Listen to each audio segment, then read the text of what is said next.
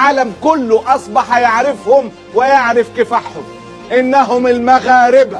فشتان بين ما ينشر من شائعات وما يحدث على أرض الواقع. فمهما حاولوا الإساءة وتشويه صورة المغرب، إلا أن هذا البلد أثبت للعالم قدرته على صنع المعجزات. وبعيد عن جمالية هذا البلد العزيز، فحلقتنا اليوم راح تصدمكم بالجانب الآخر المليء بالإنجازات والمشاريع اللي قدر فيها المغرب يتفوق على دول العالم. وراح أذكر لكم كم معلومة سبق فيها المغرب الدول العربية وكان أقدم منها. في مجال تجميع السيارات وتصديرها حل المغرب في المركز الأول عربيا والثاني أفريقيا بعد جنوب أفريقيا، بينما سيكون الأول في شمال أفريقيا في إنتاج أول سيارة كهربائية بالكامل عن طريق شركة أوبل الألمانية. تعتبر المملكة المغربية من أقدم المملكات عبر التاريخ، وتعد ثاني أقدم مملكة بعد بريطانيا، وبدأ نظام الحكم الملكي فيها منذ عام 788 ميلادية بدون توقف حتى يومنا هذا. وبذلك تعتبر الأسرة الحاكمة في المغرب من أقدم السلالات الملكية في العالم، ويعتبر النظام الملكي المغربي الوحيد في شمال أفريقيا، وواحد من ضمن 3 أنظمة ملكية في أفريقيا إلى جانب ليسوتو وسوازيلاند. المغرب البلد الوحيد في شمال أفريقيا اللي حافظ على سيادته من الامتداد والتواجد العثماني منذ تأسيس الدولة العثمانية عام 1299 وحتى سقوطها عام 1922. تعتبر جامعة القرويين في المغرب واللي تأسست عام 877 ميلادية أقدم جامعة في العالم وفقا لتصنيف موسوعة جينيس للأرقام القياسية واليونسكو، واللي بدأت كجامع صغير ثم جددتها السيدة فاطمة الفهرية. وما زالت هذه الجامعة تعمل كمؤسسة أكاديمية في المغرب حتى الآن.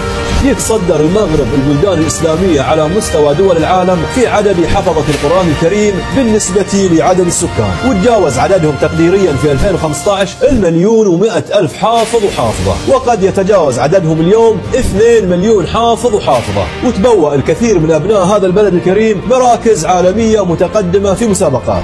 يعد المؤرخ المغربي محمد بن عبد الله بن إدريس المشهور بالشريف الإدريسي صاحب أدق خريطة للعالم رسمت في زمنه، وذلك في عام 1153 ميلادي. نال المطبخ المغربي المرتبة الأولى عربيا وأفريقيا والثاني عالميا بعد فرنسا في عام 2012 من حيث التنوع وكثرة الأصناف والاختيارات. دخل قطار البراق المغربي فائق السرعة الذي يربط بين طنجة والدار البيضاء مرورا بالقنيطرة والرباط في المرتبة الثانية من حيث أسرع القطارات على مستوى العالم لعام 2019 بسرعة بلغت 320 كيلومتر في الساعة. والمغرب البلد العربي الوحيد والأفريقي الوحيد اللي يمتلك قطار بهذه السرعة حتى يومنا هذا. وحل المغرب أيضا في المرتبة الأولى عربيا وأفريقيا والمرتبة ال15 عالميا من حيث الاستثمارات في صناعة الطيران لعام 2021.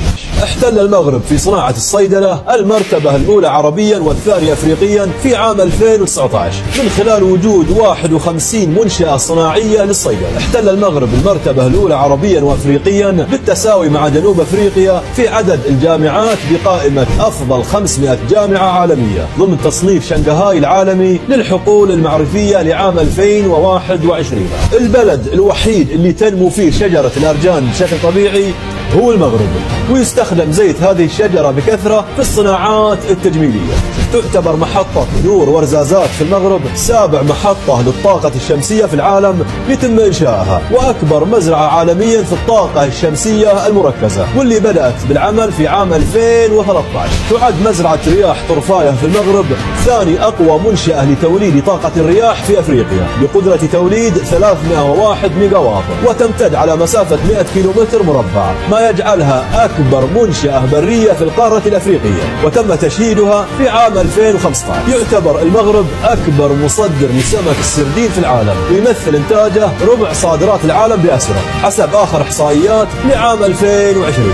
المغرب أكبر مصدر لمعدن الفوسفات عالميا، ويمثل 70% من إجمالي احتياطي الفوسفات في العالم حتى يومنا هذا. واعتبرت المخازن الجماعية التي كانت تخزن فيها أموال وممتلكات الأسر الأمازيغية المصرية على أنها أقدم نظام بنكي في العالم منذ القرن الخامس عشر، وعرفت باسم الإيجيدار، وهو الاسم الذي اشتق منه مسمى مدينة أكادير المغربية. في يوليو عام 2016 خطف جسر محمد السادس المعلق على نهر أبي رقراق بين مدينتي سلا والرباط في المغرب لقب أكبر جسر معلق في أفريقيا. يعتبر نفق الموحدين الموجود في المغرب وتحديدا في مدينة الدار البيضاء أطول نفق مخصص لخطوط السيارات على مستوى العالم العربي وأفريقيا، بطول يصل إلى كيلو 900 متر تقريبا. بدأ العمل فيه في عام 2017، تم افتتاحه في شهر مايو في 2021. يملك المغرب أكبر عدد من السدود على مستوى أفريقيا بعدد 149 سد كبير و133 سد صغير في طور الاستغلال.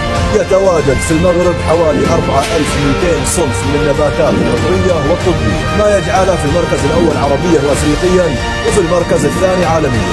يحتضن المغرب أكبر مسرح عربي وأفريقي على الإطلاق بمساحة 47 ألف متر مربع، اللي صممته المعمارية العراقية العالمية زها حديد، ويعتبر هذا المسرح تحفة فنية معمارية تضاف للجمال المعماري الموجود في المغرب. وبدأ العمل فيه في عام 2014 وتم افتتاحه في 2021. في عام 2015 حصلت مدينة إفران المغربية على المرتبة الأولى عربيا وأفريقيا والسابعة عالميا في تصنيف أنظف المدن، وتقدمت وقتها على مدن عالمية مثل كاليغاري الكندية وهونولولو في ولاية هاواي الأمريكية ومدينة فرايبورغ الألمانية. يعتبر ميناء مدينة طنجة المغربية الميناء الأكبر في أفريقيا، والذي تم الإعلان عن بدء تطويره في عام 2003 ليتم الانتهاء من تطويره وعلى مراحل في 2019. بينما يحتل المرتبة الثانية عربيا بعد ميناء جبل علي في دبي بدولة الإمارات من حيث المساحة والاستيعاب. أما ترتيبه العالمي فقد أتى في المرتبة 24 في لائحة أضخم وأنشط الموانئ العالمية، ويقع هذا الميناء الكبير على واحد من أهم الممرات المائية العالمية وهو مضيق جبل طارق. يعد المغرب أكبر بلد عربي في عدد الأفلام العالمية التي تم تصويرها خارج استديوهات هوليوود في أمريكا، ومن أشهر هذه الأفلام كوين اوف ذا ديزرت وكينجدوم اوف هيفن وجلاديتور. يضم المغرب أكبر مساحات من غابات الأرز بين دول حوض البحر المتوسط، وتمتد على مساحة 134 ألف هكتار.